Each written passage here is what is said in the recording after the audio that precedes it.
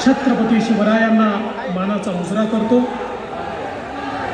भारतीय राज्यघटनेचे शिल्पकार भारतरत्न डॉक्टर बाबासाहेब आंबेडकर यांना मानवंदना अर्पित करतो। आज परळीमध्ये आल्यानंतर दोन महत्त्वाच्या नाथांचं दर्शन आम्ही घेतलं। खऱ्या अर्थानं ज्योतिर्लिंग असलेलं आणि ज्यांच्या ऊर्जेने हा संपूर्ण संसार चाललेला आहे अशा परळी वैद्यनाथाचं दर्शन आम्ही घेतलं। आणि ज्यांच्या ऊर्जेमुळे राजकारणामध्ये आम्ही आहोत ते आमचे गोपीनाथराव मुंडे, त्या गोपीनाथाचं दर्शन देखील आज या ठिकाणी घेतलं। त्यामुळे एकीकडे परळी वैजनाथाच्या चरणी नतमस्तक होत असताना आमचे नेते गोपीनाथरावजी मुंडे यांना देखील या ठिकाणी विनम्र अभिवादन करतो। शासन आपल्या दारी ही संकल्पना ज्यांनी मांडली ते महाराष्ट्राचे लोकप्रिय मुख्यमंत्री आदरणीय एकनाथरावजी शिंदे साहेब, आपले धडाडीचे उपमुख्यमंत्री माननीय अजितदादा पवार साहेब, युवा नेते, राज्याचे कृषी मंत्री आणि जिल्ह्याचे पालकमंत्री धनंजय मुंडेजी, आमच्या भगिनी आपल्या जिल्ह्याचे माजी पालकमंत्री पंकजाताई मुंडे, आमदार सुरेश अण्णा धस, आमदार प्रकाश अण्णा सोळंके, आमदार लक्ष्मण अण्णा पवार, आमदार बाळासाहेब आजबे, आमदार नमिताताई मुंदडा, सुरेश नवलेजी, भीमराव धोंडेजी, मधुकर अर्दडजी, दीपा मुंडेजी, नंदकुमार ठाकूर, मंचावरील सर्व मान्यवर आणि या ठिकाणी उपस्थित एवढ्या मोठ्या संख्येनं जिथपर्यंत माझी नजर जाते आहे तिथपर्यंत मला लोकच लोक दिसत आहेत अशा माझ्या सगळ्या बीड जिल्ह्यातील सर्व भगिनी आणि बंधूंनो, खरं म्हणजे धनंजय मुंडेंनी या ठिकाणी आल्यानंतर एक मिरवणूक ठेवली होती। ती जर मिरवणूक आम्ही काढली असती तर संध्याकाळपर्यंतही कार्यक्रम सुरू झाला नसता आणि या सगळ्या लोकांचं दर्शन घेता आलं नसतं। म्हणून सगळ्यात पहिल्यांदा आपल्याला विनम्रपणे या ठिकाणी अभिवादन करतो। खरं म्हणजे आज मराठवाडा संकटात आहे, बीड जिल्हा देखील संकटात आहे। मोठ्या प्रमाणात या ठिकाणी दुष्काळाची छाया आपल्याला पाहायला मिळते। अनेक तालुक्यांमध्ये त्या ठिकाणी पाऊस कमी पडल्यामुळे शेतकऱ्यांना मोठी अडचण निर्माण झाली आहे।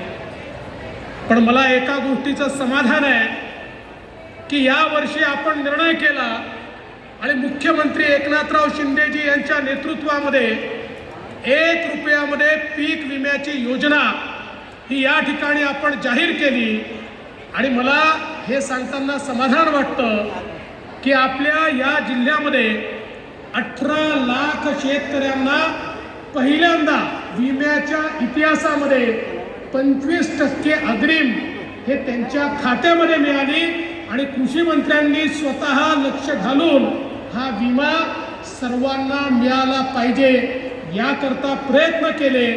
आणि आता येत्या काळामध्ये सगळे शेतकरी जेवढे या दुष्काळामुळे अडचणीत आहेत त्या सगळ्या शेतकऱ्यांना आमच्या एकनाथरावजी शिंदे यांच्या नेतृत्वातील सरकार पूर्णपणे मदत करेल। कुठलाही शेतकरी आम्ही वाऱ्यावर सोडणार नाही हा आपल्याला आश्वासित करण्याकरता या ठिकाणी मी आलेलो आहे। एवढंच नाही तर आपल्याला कल्पना आहे आपण आता मराठवाड्यामध्ये नानाजी देशमुख कृषी समृद्धी योजनेचा दुसरा टप्पा सुरू केलाय। या योजनेच्या अंतर्गत गावामध्ये प्रत्येकाला शेततळं असेल, त्या ठिकाणी शेततळ्याचं अस्तरीकरण असेल किंवा त्या ठिकाणी ड्रिपची व्यवस्था असेल, त्या ठिकाणी वेगवेगळ्या प्रकारच्या योजना असतील, त्या ठिकाणी आमच्या शेतकऱ्यांकरता गोदामाची योजना असेल, आमच्या शेतकऱ्याच्या शेतमालाला भाव देण्याकरता व्हॅल्यू ॲडिशनची त्या ठिकाणी व्यवस्था असेल, मिनी अशा प्रकारचे त्या ठिकाणी प्रक्रिया केंद्र असतील, या सगळ्या गोष्टी आता आपण या ठिकाणी सुरू केलेल्या आहेत. कुठेतरी आमच्या शेतकऱ्याला स्थैर्य यावं आणि त्याच्या शेतमालाला योग्य भाव मिळावा, हा प्रयत्न आपल्या सरकारच्या माध्यमातून चालला आहे. आणि एवढंच नाही, लवकरच आम्ही केंद्र सरकारमध्ये पियुषजी गोयल यांच्यासोबत बैठक घेतोय. आमच्या सोयाबीनचा भाव वाढला पाहिजे, आमच्या कापसाचा भाव वाढला पाहिजे, याकरता देखील केंद्र सरकारसोबत बैठक घेऊन आमच्या शेतकऱ्याला जो काही माल त्याच्याकडे आहे त्या माध्यमातून उचित दिलासा मिळाला पाहिजे, अशा प्रकारचा प्रयत्न आपण करतो. मला एका गोष्टीचा अजून उल्लेख केला पाहिजे. आमच्या शेतकऱ्यांची सातत्याने मागणी असते ती आम्हाला दिवसा 12 तास वीज मिळाली पाहिजे. ही दिवसा 12 तास वीज मिळाली तर आमचा शेतकरी आपल्या हाडाचं काळं करतो, रक्ताचं पाणी करतो आणि त्या ठिकाणी आपल्या मेहनतीतून शेतमाल पिकवू शकतो. पण आपण वर्षानुवर्ष अर्धे दिवस सकाळी अर्धे दिवस रात्री वीज देतो. शेतकऱ्याला रात्री त्या ठिकाणी शेतीमध्ये जावं लागतं आणि म्हणून आपण निर्णय केला, मुख्यमंत्री सौर कृषी वाहिनी योजना सुरू केली. आता या योजनेच्या अंतर्गत कृषी वाहिनी आपण सोलरवर करतोय आणि या माध्यमातून आमच्या शेतकऱ्यांना दिवसा 12 तास अखंडित वीज ही 365 दिवस आपण देण्याचा निर्णय घेतला. आणि मला आनंद आहे, पहिल्याच टप्प्यामध्ये बीड जिल्ह्यातल्या जवळपास 30% फिडरचं टेंडर हे आम्ही काढलेलं आहे. पुढच्या 3 महिन्यात अजून 30% फिडरचं आम्ही टेंडर काढू आणि पुढच्या वर्षापर्यंत बीड जिल्ह्यातल्या सगळ्या फिडरवर आम्ही सोलरायझेशनचं काम सुरू करू. 2 ते 2.5 वर्षामध्ये बीड जिल्ह्यातले सगळे फिडर हे सोलर फिडर असतील आणि बीड जिल्ह्यातल्या सगळ्या शेतकऱ्यांना दिवसा 12 तास अखंडित वीज ही त्या ठिकाणी देण्याचं काम हे आपल्या सरकारच्या माध्यमातून या ठिकाणी निश्चितपणे आपण करणार आहोत. आज खऱ्या अर्थानं हे सरकार गरीबाच्या पाठीशी, शेतकऱ्याच्या पाठीशी उभं आहे. मगाशी पालकमंत्र्यांनी उल्लेख केला की या ठिकाणी कृष्णा मराठवाडा योजना, खुंटेफळची योजना, या सगळ्या योजनांना चालना मिळाली. मला आठवतं मागच्या काळात जेव्हा मुख्यमंत्री होतो त्या काळामध्ये आपण कृष्णा मराठवाड्याला सुप्रमा दिली. त्यानंतर पुन्हा सरकार आलं, शिंदे साहेबांच्या नेतृत्वामध्ये आम्ही पुन्हा 11,400 कोटी रुपयाची सुप्रमा या ठिकाणी दिली आणि मराठवाड्याच्या हक्काचं पाणी हे मराठवाड्यामध्ये आणण्याकरता आपल्या सरकारने जो निर्धार केला तो निर्धार आता पूर्णत्वाला चाललेला आहे आणि मराठवाड्याच्या हक्काचं पाणी हे मराठवाड्यामध्ये आणण्याचं काम आपण करतोय. आणि एवढंच नाही, अजितदारांनी सांगितलं हे खरं आहे, मागच्या काळात आपण निर्णय घेतला आणि वाहून जाणारं पाणी गोदावरीच्या खोऱ्यामध्ये आणून मराठवाड्याला दुष्काळ मुक्त करण्याचा निर्णय आपण त्या ठिकाणी घेतला. आता त्या कामाला ही गती मिळालेली आहे. लवकरच आम्ही MWRRA कडे चाललो. MWRRA ची मान्यता मिळाल्यानंतर वाहून जाणारं पाणी हे गोदावरीच्या खोऱ्यामध्ये आणून आमच्या मराठवाड्याला दुष्काळ मुक्त करण्याचं काम हे आम्ही त्या ठिकाणी करणार आहोत. एवढंच नाही तर मागच्या काळामध्ये मराठवाडा ग्रीडचं काम आपण सुरू केलं होतं. काही कारणाने मध्यंतरी आलेल्या सरकारने ते थांबवलं होतं. आता आपण मराठवाडा ग्रीडचा प्रस्ताव केंद्र सरकारकडे पाठवलाय आणि मी विश्वासाने सांगतो केंद्राची मान्यता मिळाल्यानंतर मराठवाडा ग्रीडचा प्रस्ताव देखील या ठिकाणी मंजूर होईल आणि आपण संपूर्ण पाईपच्या जाळ्याने गावोगावी पिण्याचं पाणी, शेतीचं पाणी हे मराठवाडा ग्रीडच्या माध्यमातून सगळ्या धरणांना जोडून मराठवाड्याला दुष्काळ मुक्त करण्याकरता एक मोठं त्या ठिकाणी पाऊल उचलणार आहोत. आणि म्हणून मला या निमित्ताने सांगायचं आहे, आपलं सरकार सामान्य माणसाच्या पाठीशी उभं आहे. जलयुक्त शिवारच्या अंतर्गत मागच्या काळामध्ये पंकजाताईंच्या नेतृत्वात या जिल्ह्यात अतिशय सुंदर काम झालं. आता जलयुक्त शिवार टप्पा 2 आपण सुरू केलाय. मला विश्वास आहे जसं मागच्या काळामध्ये बीड जिल्ह्याने जलयुक्त शिवारमध्ये पहिला नंबर पटकावला, याही वेळी बीड जिल्हाच या ठिकाणी पहिल्या क्रमांकावर जलयुक्त शिवारच्या अंतर्गत येईल आणि शेतकऱ्याच्या शेतीला पाणी देण्याकरता निश्चितपणे या ठिकाणी अतिशय उत्तम काम होईल. धनंजयजी, आपण साठवण तलावाची मागणी केली होती. मी म्हटलं परळीला चाललो आहे, पुन्हा तुम्ही विचाराल काय झालं. कालच 8ही साठवण तलावांना मी मान्यता दिलेली आहे आणि त्याचं काम देखील आता लवकरच आपण सुरू करतो.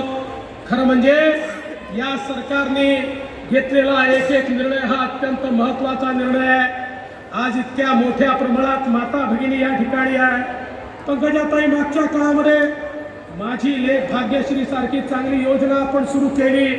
आता त्याचा पुढचा टप्पा आपण सुरू केलाय.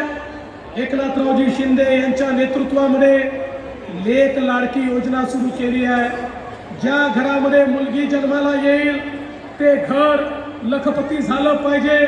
मुलगी जन्माला आली की 5,000 रुपये, ती पहिल्या वर्गात गेली की 5,000 रुपये, ती 7व्या वर्गात गेली की त्या ठिकाणी 8,000 रुपये, ती 11व्या वर्गात गेली की 8,000 रुपये आणि ती 18 वर्षाची झाली की 75,000 रुपये, असे 1,00,000 रुपये ज्या घरामध्ये मुलगी जन्माला येईल ते घर लखपती करण्याचा निर्णय आपण या ठिकाणी घेतलेला आहे.